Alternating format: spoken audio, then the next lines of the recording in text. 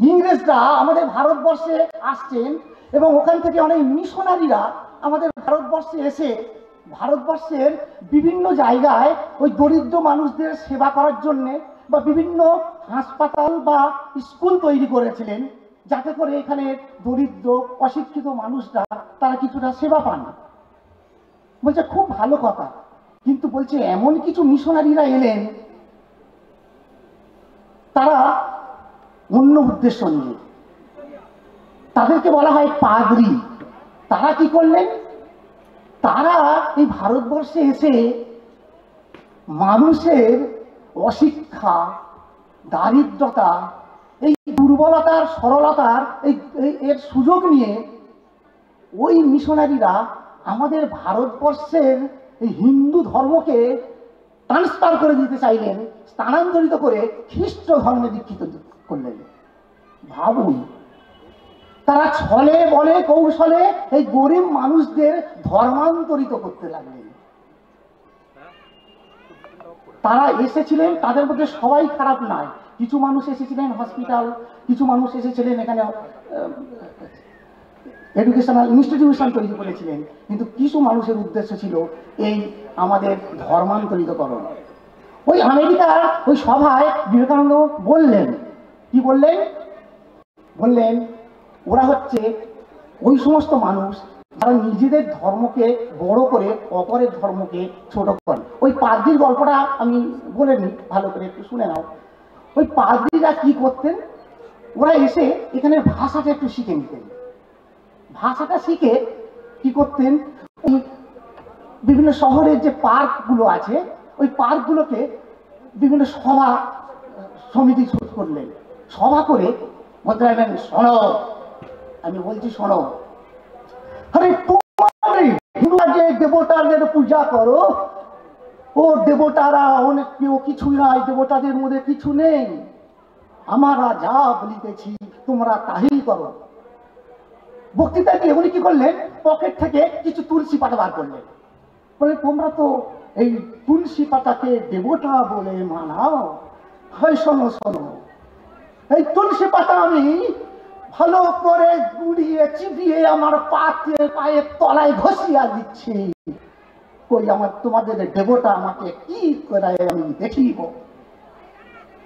এত অহংকার গর্ব বলে তিনি পকেট থেকে তুলসী পাতা নিয়ে ভালো করে কচলে পা ভালো করে দিয়ে ঘষে বলেন, দেখিতে পাইতেছ তোমাদের দেবতার ক্ষমতা? আমার পায়ে এত করে তোমাদের দেবতাকে আমি পদমর্দন করলাম, আমার কিছুই হলো না। আমাদের ভারতবর্ষের মানুষ যারা তুলসী পাতাকে দেবতা জ্ঞানে পূজা করতেন, আমাদের দেবতাকে এরকম অপমান করা, তারা কিন্তু মনে মনে খুব দুঃখ পেলেন, তারা সহ্য করতে পারলেন না। তারা ভাবলেন এ তো ঠিক নয়। কিন্তু তখন ভারতবর্ষে রাজত্ব করছে ইংরেজরা, তাই ইংরেজের বিরুদ্ধে বলার কোনো ক্ষমতা তাদের ছিল না, তারা চুপ করে রইলেন। এর মধ্যে একটা বুদ্ধিমান লোক তিনি কি করলেন?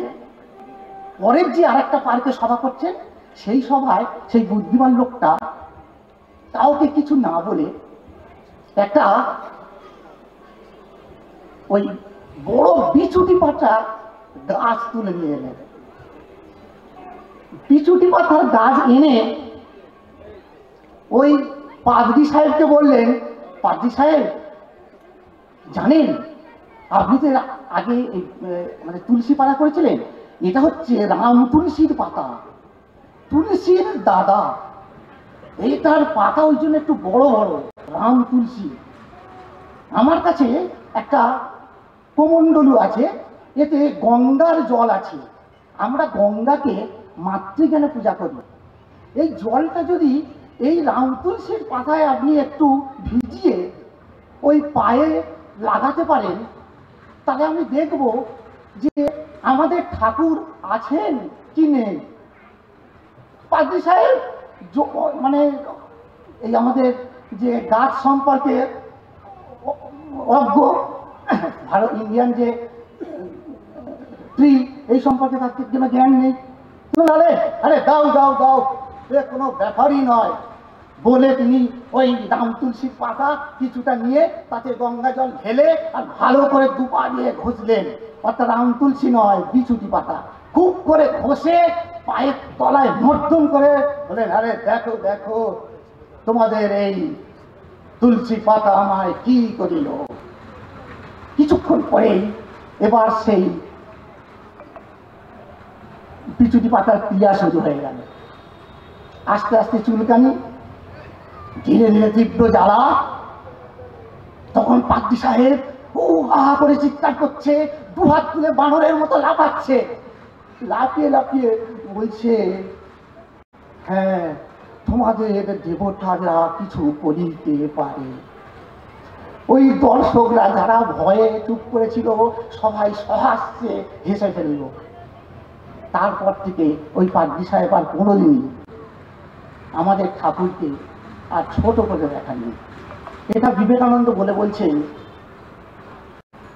যে আমার গুরুদেব রামকৃষ্ণদেব বলেছিলেন, জীবে প্রেম করে যেই জন সেই জন সেবিতে ঈশ্বর।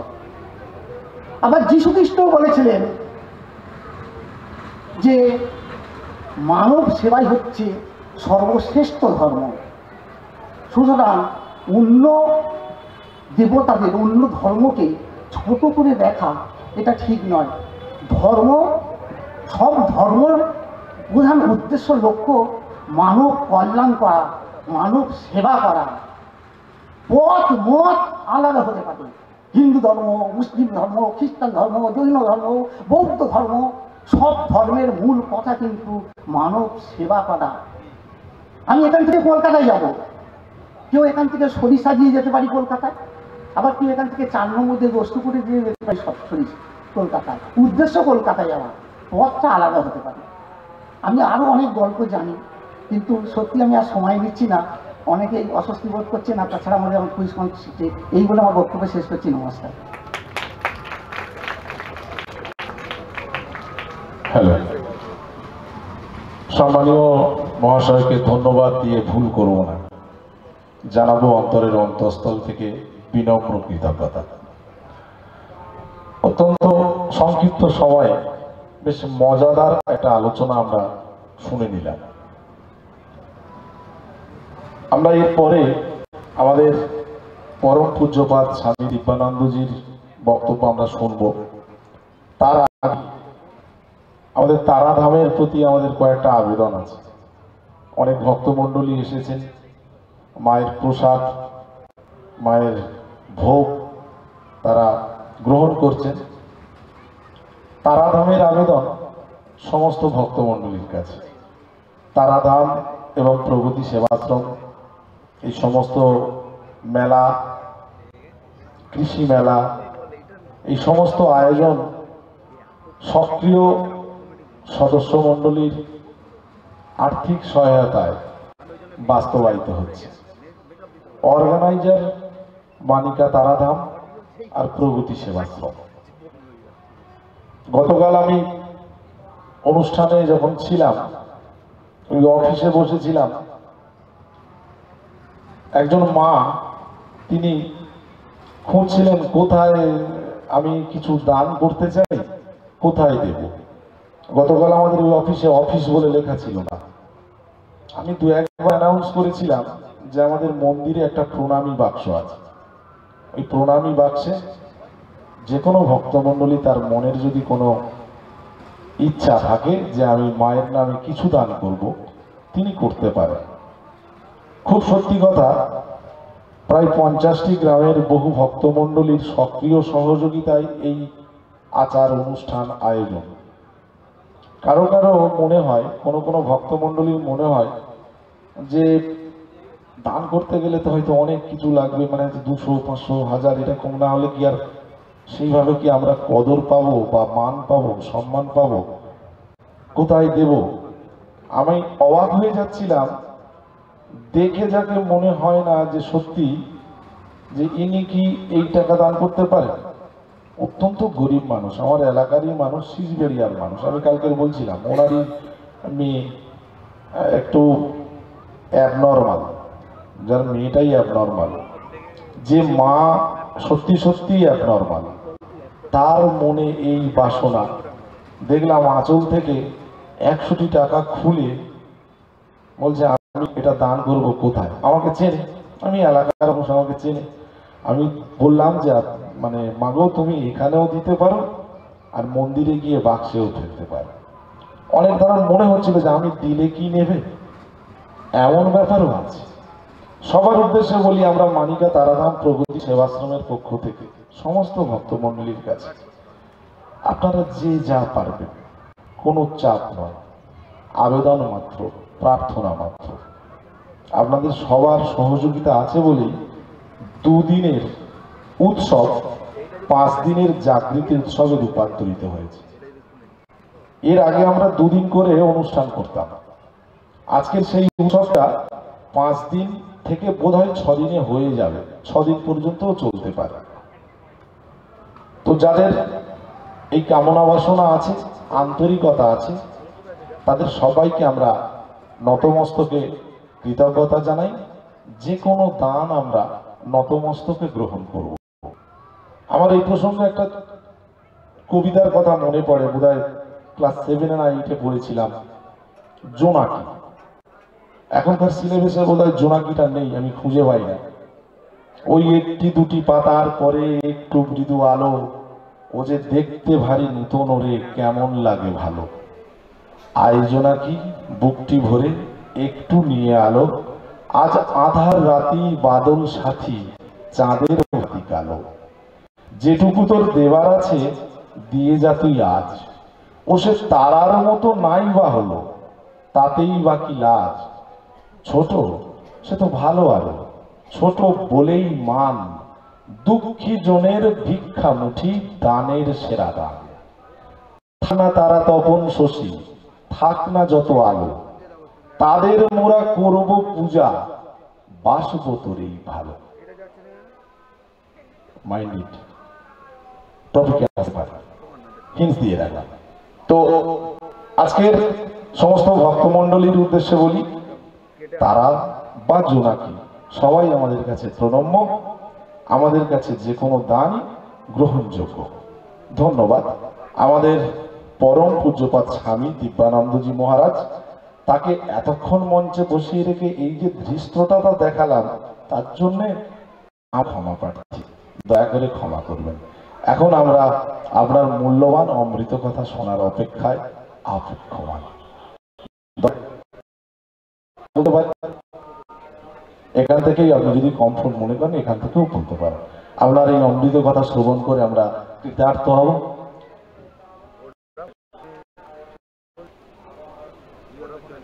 হ্যালো, আমার সহপাঠী যারা আছেন তাদের সকলকেই সম্মান জানিয়ে ঠাকুর মা স্বামীজিকে আমার প্রণাম নিবেদন করি। ওম তব কথামৃতম তপ্ত জীবনম কবিবীরিতম কলমশাপ শ্রবণমঙ্গলম শ্রীমাদাতম ভুজগন্তী বিরাজন। আমি অত্যন্ত আনন্দিত, এখানে বহু স্কুলের ছোট ছোট ভাই বোনেরা এখানে এসে উপস্থিত হয়েছে, যারা এই সমস্ত জিনিসগুলো নিয়ে যত আমরা আলোচনা করব, যা কিছু আমরা ব্যাখ্যায় যত বিস্তারিতভাবে আমরা যাব, আমরা আমাদের জীবনে নিজস্ব বাঁচার আর নিজস্ব ক্ষমতার সম্বন্ধে আমরা ওয়াকিবহাল হব। আমার ছোট ভাই বোনদের কাছে আমার একটাই অনুরোধ, তোমরা কি ঈশ্বর দেখেছ? জিজ্ঞেস করছি, তোমরা কি ঈশ্বর দেখেছ? ঈশ্বর প্রত্যেকের কাছেই রয়েছে, তোমাদের প্রত্যেকের ভেতরেই ঈশ্বর ভবিষ্যৎ যা কিছু তোমাদের সকলের কাছে ঈশ্বর জাগ্রত অবস্থায় সম্পূর্ণভাবেই রয়েছে। ঈশ্বর কি? ঈশ্বর তোমার ভেতরে আত্মা, এই আত্মাই হচ্ছে ঈশ্বর। যে আত্মা নিজেরা জাগ্রত করলে তুমি যে কি জিনিস, তুমি কি কত বড়, সেটা তখনই তুমি উপলব্ধি করতে পারবে। সেটাকে জাগ্রত করতে গিয়ে প্রথম দরকার যে আমি কি, আমি করতেছি, কেন আমি পৃথিবীতে এসেছি, এইটা জানার দরকার। আর এটা জানতে গেলে তোমাদের প্রত্যেকেরই নিত্য যেটা প্রয়োজন সেটা হচ্ছে 2-5 মিনিটের একটুখানি মেডিটেশনের দরকার। যে মেডিটেশনটা আমাদের একান্তই দরকার। যে নিজে উপলব্ধি করতে গেলে আমার ভেতরে কে আছে, আমি কি। আমরা হাত পা নাড়ছি, আমরা কথা বলছি, আমরা সব কিছুর মধ্যেই আমরা এগিয়ে চলেছি, কিন্তু আমরা জানি না যে কে করাচ্ছেন। এর মধ্যে আমাদের পাগল ঠাকুর একটা কথা বলতেন, কি বলতেন জানো? ভাতের হাঁড়িতে যখন আমরা আগুন জ্বালাই তখন ভেতরে চাল আর সবাই লাফালাফি করে, সবাই মনে করছে আমার বিরাট শক্তি, আমি খুব লাফালাফি করছি, আমার এই ক্ষমতার ধরে আমি সমস্ত কিছু করতে পারছি। কিন্তু যখনই আগুনটাকে আমরা পেঁচিয়ে দিচ্ছি তখন আমাদের সব লাফালাফি বন্ধ হয়ে যাচ্ছে। আমি আগে তোমাদের সামনে বক্তব্য রাখি, এই বক্তব্যটা উনি যতক্ষণ আমায় রেখেছেন ততক্ষণ আমি বক্তব্য রাখতে পারছি। উনি যদি পেছন থেকে হাতটা সরিয়ে নেন তাহলে আর আমার কোনো বক্তব্যই আমাদের দিয়ে বেরোবে না। আমরা তখন ডেড বডি হয়ে যায়, ডেড একটা মৃত। সেই আত্মাই হচ্ছে সবচেয়ে বড় জিনিস। আত্মাকে প্রথম জিনিস হচ্ছে আত্মাকে বোঝা করে। প্রত্যেকেই আত্মা কি। আর সবচেয়ে যেটা বড় জিনিস, এখানে আমরা যারাই বসে আছি, সে হিন্দু হোক, মুসলিম হোক, খ্রিস্টান হোক, যেখান থেকেই আসি, আমরা সবাই কিন্তু কোনো না কোনো ঋষির পরিবারে জন্মগ্রহণ। আমাদের আদি অনন্ত কাল থেকে আমাদের এই ধরিত্রী মায়ে বহু মহা ঋষি। আজকে নারী আর পুরুষ বলে কোনো ডিভাইডেশন নেই, আত্মার কোনো ডিভাইডেশন হয় না। সিস্টার নিবেদিতা ওদেশ থেকে এখানে এসে আমাদের এই নারী জগৎকে জাগিয়ে তুলেছিলেন। আমাদের এর আগেও যারা ছিল, বহু গার্গী, মৈত্রী, এরাও কিন্তু নারী, এরা আজকের নয়। ঋষিতে আমরা বহু ঋষির নাম শুনেছি, কিন্তু নারী আমরা ওইগুলো নিয়ে বেশি আলোচনাই করি না। আমরা জানি না যে আমাদের এর আগেও বহু নারী আছে যে যারা এই সমাজে বহু কিছু পেয়েছে। মাঝে যেটা হয়েছে সেটা হচ্ছে মোগল আর ব্রিটিশের রাজত্বকালে নারীদের উপরে প্রচণ্ড পরিমাণে সেই অত্যাচারিত হয়েছে। তারা সেই আবরুর মধ্যে চলে গেছিল। আমাদের সারদা মা আসার প্রতিষ্ঠা নিবেদিতাকে নিয়ে আবার নারী জগৎকে উনি জাগিয়ে তুলেছিলেন। ঠাকুর রামকৃষ্ণদেব নিজে হাতে তৈরি স্বামী বিবেকানন্দ কিভাবে তৈরি করেছেন, যে ঈশ্বরকে বিশ্বাস করতো না, যার ভেতরে ঈশ্বর আছে এইটাই সে বিশ্বাস করতে চাইতো না, তাকে হাতে ধরে ধরে সমস্ত কিছু করিয়েছেন। তার পরবর্তী স্টেজে তিনি গিয়ে আমেরিকায় গিয়ে যা বক্তৃতা দিয়েছেন, সে নিত্যকার ব্যাপার ছিল যে ওনাকে সব শেষে ওনাকে বক্তৃতা দেওয়ানো হতো। কেন জানেন? তার ভেতরে ওইটুকু বয়সে তার মধ্যে এত পাওয়ার ছিল। সে পাওয়ারটা কি না, সেই পাওয়ারটা হচ্ছে এত বীর্যবান ছিল, এত বীর্যবান ছিল। সেই বীর্যবানটাকে আমাদের প্রত্যেকের মধ্যে, প্রতিটা মানুষের মধ্যেই আছে, কিন্তু সেইটাকে জাগিয়ে তোলা। আমাদের যে ছোট ভাই বোন যারা আছে তারা আজ যদি মনে করে তোমাদের কাছে একটা পাহাড় কিছুই নয়, তোমরা সেই এক মুষ্টিতে সে পাহাড়টাকে ভেঙে দিতে পারো, ধ্বংস করতে পারো, কিন্তু সেই শক্তিটা তোমায় তৈরি করতে হবে। আর সেই শক্তিটা শুধুমাত্র তোমার নিজস্ব ক্যাপাসিটিতে হবে, কেউ করে দিতে পারে না, কোনো মাস্টারমশাই করতে পারে না। চলার রাস্তা তোমাদের ঠিক করতে হবে যে আমি কিভাবে কি এ করবো। যখন আমেরিকায় একটা ধর্ম সভাতে হিন্দু মুসলিম খ্রিস্টান সবাই বলছে আমার ধর্ম বড়, আমার ধর্ম বড়, তখন স্বামী বিবেকানন্দ সব কিছু শুনে নিয়ে একটা ছোট্ট গল্প বলেছিল। এই গল্পটা কি জানো? গল্পটা হচ্ছে একটা কুয়োর মধ্যে একটা ব্যাঙ ছোট থেকে জন্ম, তার ওখানে পোকামাকড় খেয়ে অনেক বড় হয়েছে, অনেক স্থূলকায় তার চেহারা। আর একটা সমুদ্রের থেকে ব্যাঙ লাফাতে লাফাতে এসে সে কুয়োর মধ্যে পড়ে গেছিল। কুয়োর ব্যাঙটা বলছে, তোমার বাড়ি কোথায়, তুমি কোথায় থাকো? না, আমি সমুদ্রে থাকি। সমুদ্র সে আবার কিরম জিনিস? ও তো ছোট থেকে জন্মতেই ওখানে, সে আবার কি জিনিস? বলছে সে বিশাল আকার, তাকে তুমি চিন্তাই করতে পারবে না। কুয়োর ব্যাঙটা এই মাথার থেকে একবার লাফ দিয়ে ওদিকে গেল, গিয়ে বলছে এত বড়? সমুদ্রের ব্যাঙটা হেসে নিয়ে বলছে এইটা তো অতি সামান্য। আবার ও ওদিক থেকে এগিয়ে লাফ দিয়ে পড়ে বলছে এর চেয়েও বড়? তা বলছে ভাই আমি আর তোমার সাথে কোনো বক্তব্য রাখতে, কোনোদিন যদি তুমি পারো তুমি সমুদ্র একবার দর্শন করে এসো, তারপর বলবে। তা আমরা আমাদের নিজেদের ধর্ম নিয়ে যে লড়াইগুলো করছি, স্বামী বিবেকানন্দ ওইখানে বলেছেন নিজেদের ধর্ম নিয়ে যে লড়াইটা করছি, এই ধর্ম নিয়ে লড়াই করাটা হচ্ছে আমাদের গীতা। আমরা প্রত্যেকেই এখানে, আমি হিন্দু, আমি মুসলিম, আমি খ্রিস্টান, আমরা এই নিয়েই লড়াই করে মরি। প্রকৃতপক্ষে আমাদের উদ্দেশ্য কি? আমরা মানুষ, সমাজে মাথা উঁচু করে দাঁড়াতে হবে, সেই জায়গাটাকে তৈরি করা দরকার। হিন্দু মুসলিম খ্রিস্টান কেউ আমাদের পর নয়, সবাই ওই একই রক্তমাংসে।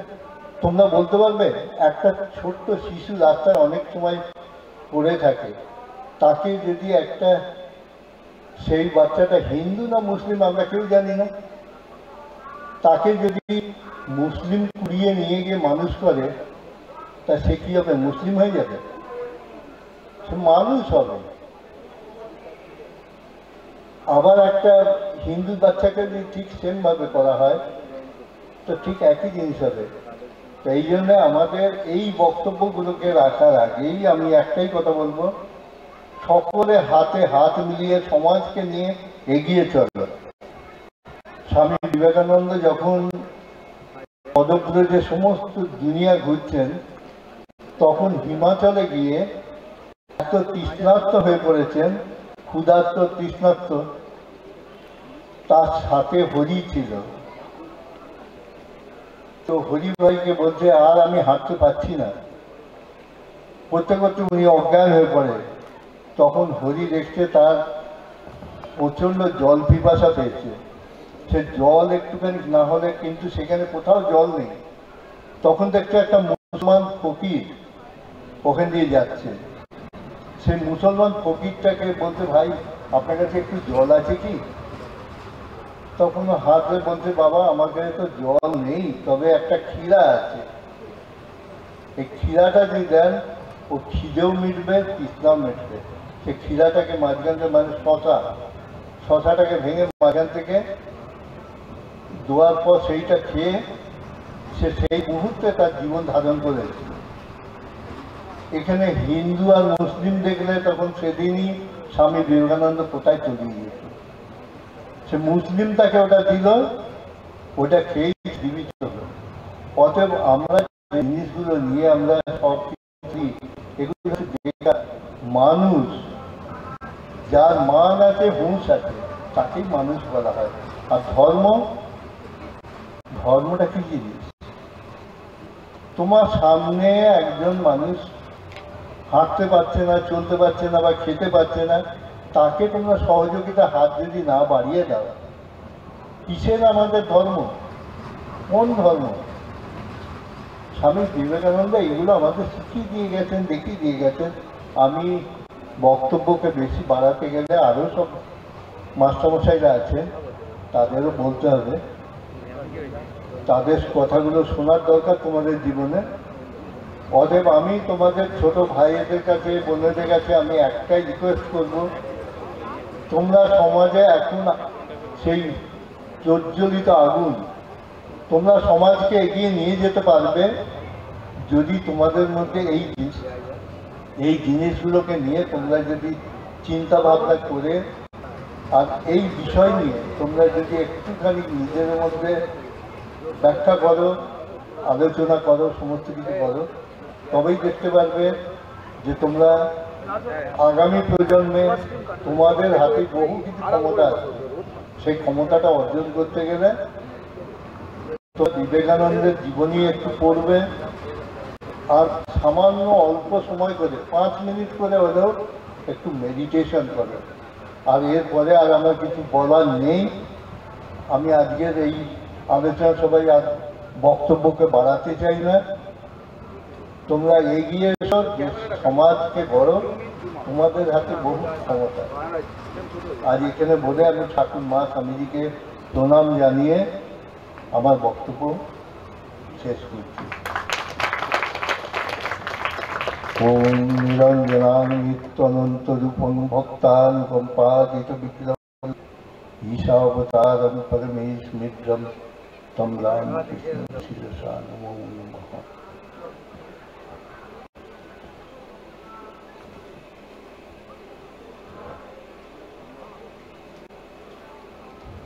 নতমস্তকে আমরা সম্মান, শ্রদ্ধা, ভক্তি, সশ্রদ্ধ প্রণাম জানাই পরম পূজ্যপাদ স্বামী দিব্যানন্দজি মহারাজকে তার এই অমৃত কথার জন্য। আমরা আলোচনা সভায় কয়েকটা কথা আমরা এখনো উজ্জ রেখেছিলাম। বলেছিলাম যে শিব মন্ত্র আমি একটা উচ্চারণ করেছিলাম, সেখানে একটা অনুজ্জ কথা ছিল, সেটাকে আমি কমপ্লিট করে দেবো এখন। ওম তৎপুরুষায় বিদ্মহে মহাদেবায় ধীমহি তন্ন রুদ্র প্রচোদয়াৎ। আরেকবার বলে দিই, ওম তৎপুরুষায় বিদ্মহে মহাদেবায় ধীমহি তন্ন রুদ্র প্রচোদয়াৎ। আমরা স্বামীজির কাছ থেকে শেষ কথা যে কথা শুনলাম, যে তোমাদের হাতে প্রচুর ক্ষমতা আছে, আগামীর ভবিষ্যৎ তোমরা। ছাত্র সমাজ, যুব সমাজ, তারাই পারবে আগামীকে গড়ে তুলতে। সমস্ত শক্তির অফুরন্ত ভান্ডার তোমরা। এ কথা বলতে গেলে একটা দেশপ্রেমের জায়গা আসে, দেশের প্রতি ভালোবাসা। আমরা পড়েছিলাম, patriotism is love for one's country, it is powerful sentiment that gives courage and strength. মাতৃভূমির প্রতি ভালোবাসাই হলো দেশপ্রেম। এটা একটা শক্তিশালী মনোভাব। That gives courage and strength, যা মানুষকে সাহস এবং শক্তি যোগায়। ইট ইজ আইডিয়ালিজম টু, এটা একটা আদর্শবাদ। এ প্যাট্রিয়ট ক্যান স্যাক্রিফাইস, একজন দেশপ্রেমিক ক্যান স্যাক্রিফাইস, ত্যাগ করতে পারে, ইভেন হিজ ওন লাইফ, তার নিজের জীবন, for the good of his country, তার নিজের দেশের মঙ্গলের জন্য। বাট কিন্তু এ ফলস প্যাট্রিয়ট, একজন মেকি দেশপ্রেমিক, মেক্স এ ম্যান, একজন মানুষকে তৈরি করে ন্যারো মাইন্ডেড অ্যান্ড সেলফিশ, সংকীর্ণ মনা এবং স্বার্থপর। ঠিক না? আছে তো বোধ হয় তোমাদের পাঠ্যপুস্তকে আছে, সম্ভবত একটু খুঁজে খুঁজে দেখবে। তাহলে একজন ভালো মানুষ সে অনেক কিছু করতে পারে তার নিজের জন্য, দেশের জন্য, দশের জন্য, কিন্তু একজন খারাপ মানুষ, সে কিচ্ছু করবে না, সে তো উপকার করবেই না, উপরন্তু তার পারিপার্শ্বিক সমাজকে আরো খারাপ কিছু দিয়ে আরো নষ্ট করে ফেলবে। তো অনেকক্ষণ থেকে আমরা আলোচনা শুনলাম, এই আলোচনা থেকে অনেক কিছু আমরা নিজেদের মধ্যে অ্যাবজর্ব করতে পেরেছি। আশা করব সেগুলো আর নিশ্চয়ই আমার প্রিয় ছাত্রছাত্রী তোমরা সেগুলো মাথায় রাখো। এখন আমরা কুইজ কন্টেস্টে যাব। তো কুইজ কন্টেস্ট শুরু করব আধ্যাত্মিকতা এবং ভারতীয় সংস্কৃতি নিয়ে, মেলা পার্বণ নিয়ে যা কিছু আলোচনা হয়েছে এখান থেকে 10টা প্রশ্ন আসবে। আর বাকি যে কুইজের যে কোশ্চেনগুলো আমাদের কুইজ মাস্টার আর সম্মানীয় অসীম পাল মহাশয়, ওনার কাছে সমস্ত কিছু রেডি করা আছে। তো ওনার মাধ্যমেই আমরা কুইজটা শুরু করব। ছাত্রছাত্রীদের উদ্দেশ্যে বলি, আমি জানি যে পেটে খিদে নিয়ে ধর্ম হয় না, এরকম ব্যাপার একটা আছে। পেটে যদি সবসময় খিদে থাকে তা ধর্মের কথাটা তখন আর সত্যি সত্যি ভালো লাগে না, তেতো হয়ে যায়। আমরা চেষ্টা করেছি কিছুটা টিফিন দেবার, তবে আরো আশ্বস্ত করছি এই কুইজটা কমপ্লিট হওয়ার পরে সমস্ত ছাত্রছাত্রীদের জন্য পূর্ণ আহারের ব্যবস্থা আছে আমাদের ইনডোরে। একটু কষ্ট হোক, 5টায় ছুটি হলেও বাড়িতে গিয়ে 5:30টায় টিউশনি সেরে খেতে গেলে 7টা বেজে যায়, রোজই হয় দেখি। তো আজকের সেরকমই আর একটা জায়গায় আমরা উপস্থিত হয়েছি, একটু আমরা কোঅপারেশন করে নেবো। আমরা এখন কুইজ শুরু করব। তো এই কুইজ শুরু করার জন্য আমাদের সম্মানীয় শিক্ষক মহাশয়, তাকে আমরা মঞ্চে পেয়ে গেছি। আজকের এই কুইজ কন্টেস্টে সম্মানীয় শিক্ষক মহাশয়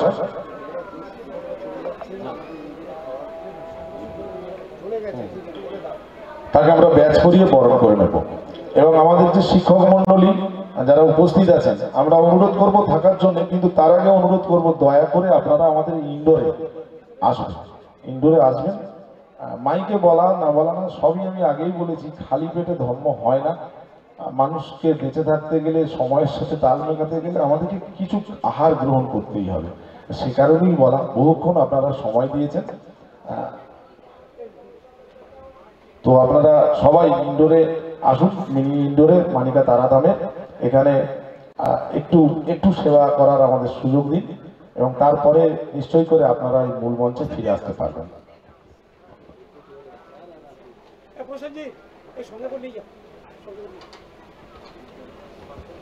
আমি এখন মাইক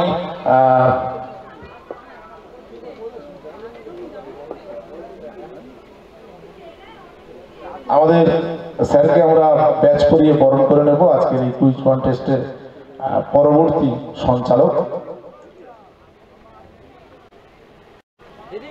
অসীম কুমার পাল মহাশয়, তার কাছে আমি মাইক তুলে দেব। তবে আধ্যাত্মিকতা নিয়ে যে 10টা প্রশ্ন বা এই আলোচনা সভা থেকে যে 10টা প্রশ্ন, সেই 10টা প্রশ্ন আমার আসবে, অসুবিধা নেই।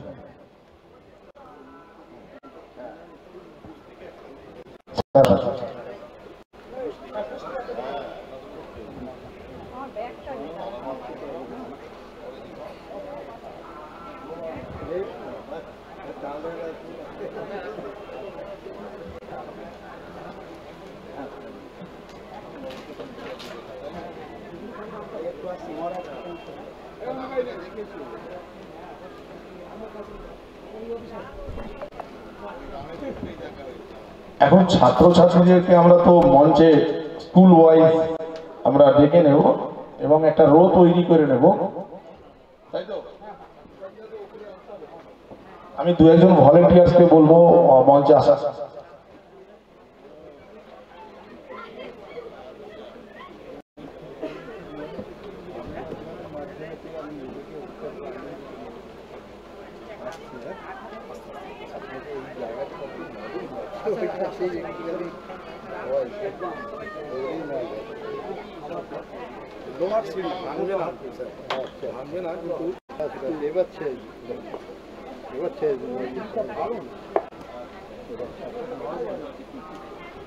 সুব্রতদা, আপনি একটু মঞ্চের কাছে চলে আসুন, দরকার।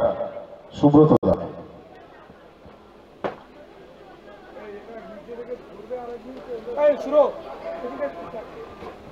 দু একজন ভলেন্টিয়ার্স একটু দরকার, কারণ এগুলো একটু সেট করে নেওয়ার ব্যাপার আছে। প্রত্যেক স্কুলের 4 জন করে ছাত্রছাত্রী,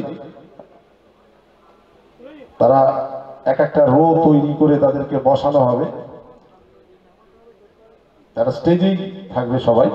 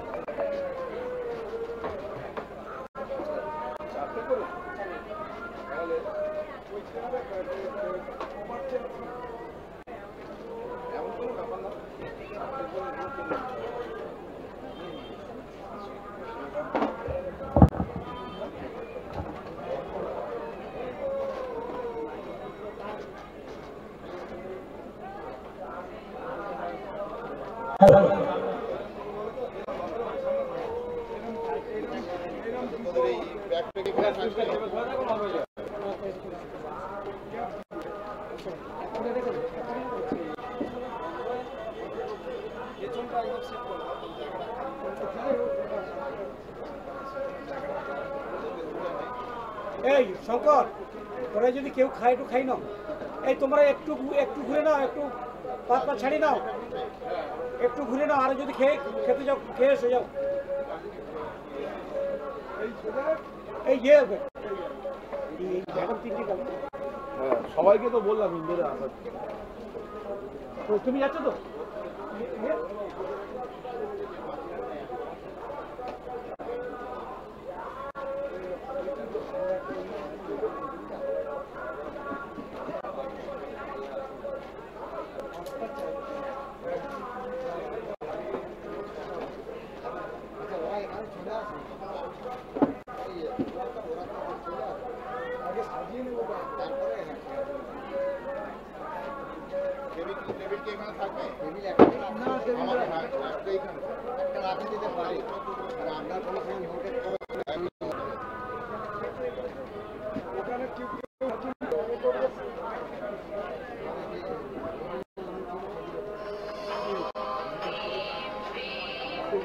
সুব্রত দিয়ে গেছে, এখানে আছে বলছে।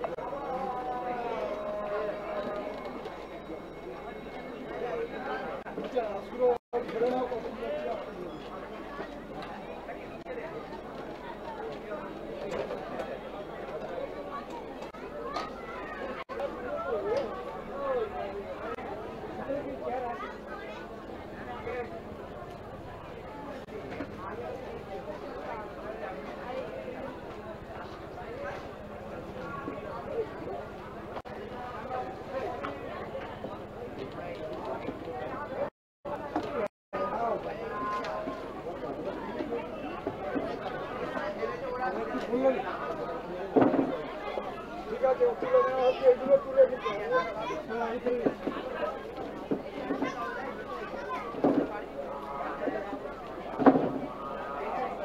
ঠিক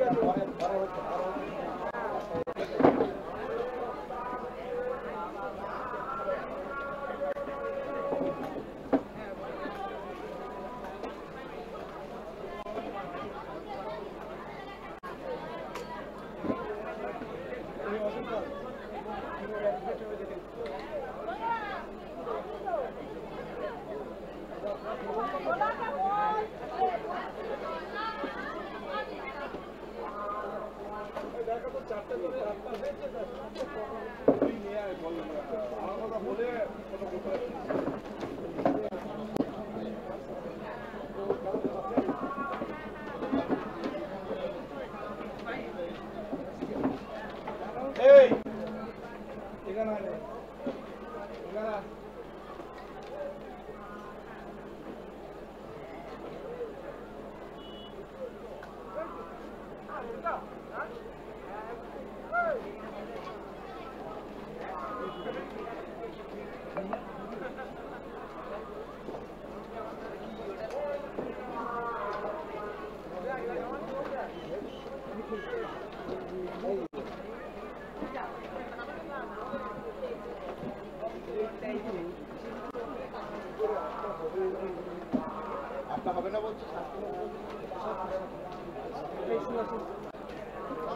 তাহলে এইটা তো ডবল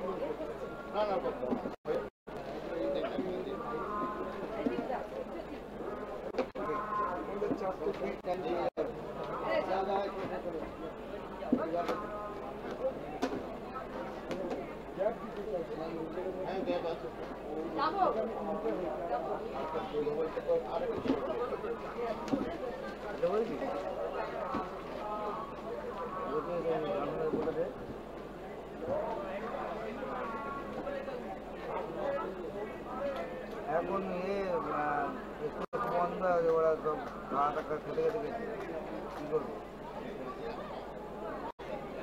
কী করে অপ্র বলো?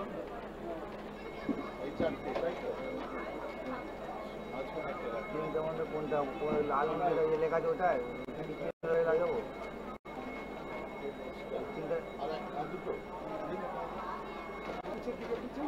না না এখন না না এখন হবে, ইয়েস করে দেবো, টপ বলতে স্টিম অফ করবো।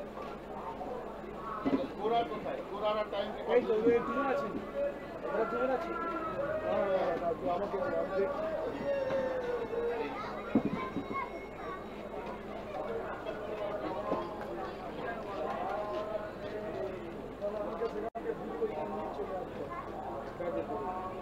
শুধু কোথায় জানেন, তাকে ডেকে দিলাম, সেই চেয়ার তুলতে হবে, দেখতে পারি